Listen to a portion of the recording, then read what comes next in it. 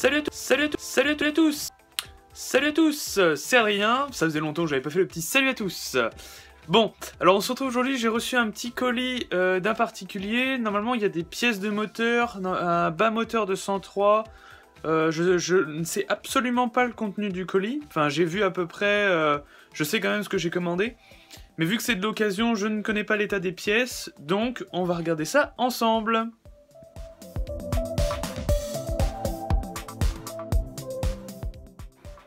Alors l'emballage est correct, je sais pas comment ça a été mis, on dirait du carton et tout. Là on aperçoit les premières petites pièces, je vais essayer de sortir ça proprement.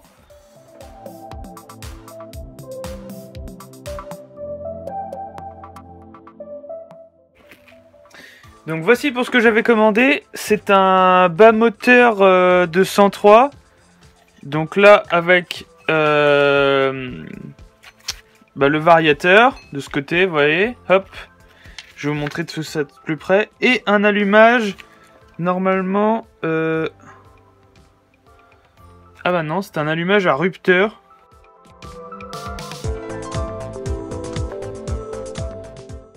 Attendez, je vais vous montrer ça de plus près. Bon, c'est vrai, j'essaie de faire des vidéos un peu plus stables et tout en ce moment, mais parfois le feu de l'action fait que c'est plus concret. Donc voilà, attaquons mieux en détail le sujet. Donc vous voyez, notre beau variateur d'origine, voilà, en gros avec la cloche d'embrayage, on voit bien que tout tourne parfaitement. Visiblement les roulements sur ce moteur sont en parfait état, parce que vous voyez que ça tourne vraiment du feu de Dieu. Voici pour le côté allumage, donc.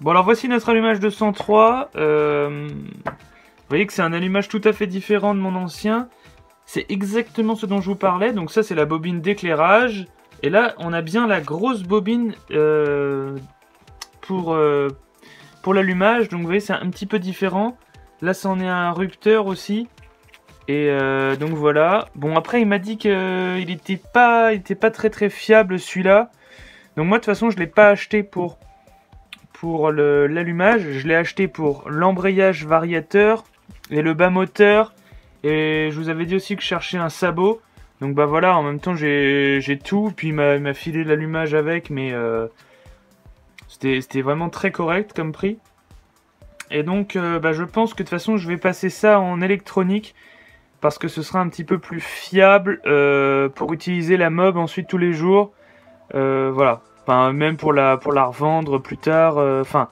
c'est pas du tout pour changer, parce que je pense. Enfin, j'ai plusieurs idées en tête. Mais je vais voir comment remplacer déjà ce qui ne va pas sur cet allumage et chercher le problème.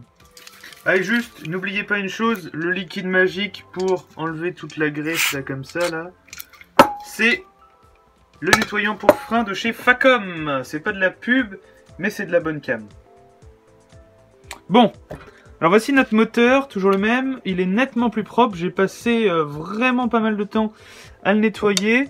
C'est pas encore ça, mais bon, je manque un petit peu de temps, et puis j'aimerais que le projet avance, donc de toute façon j'aurai le temps de bien le renettoyer plus tard.